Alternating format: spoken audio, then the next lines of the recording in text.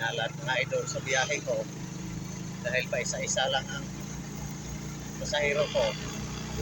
Hindi ako nasakyan ng dalawa ngayon o tatlo ba. Kaya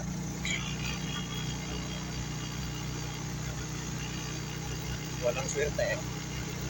Ganyan naman talaga ang anak buhay eh. Kaya tiyaga-tiyaga lang kahit unti-unti.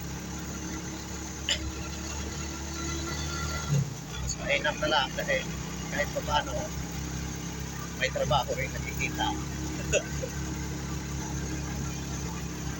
Baka bukas pag-aswertehin naman.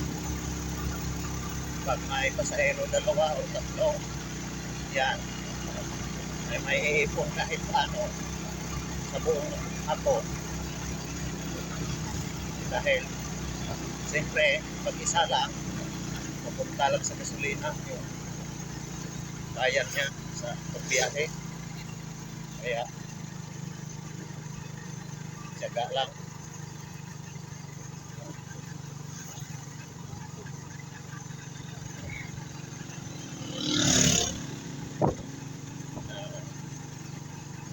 Iwan ko lang kung kano lang kayang kinikita ko.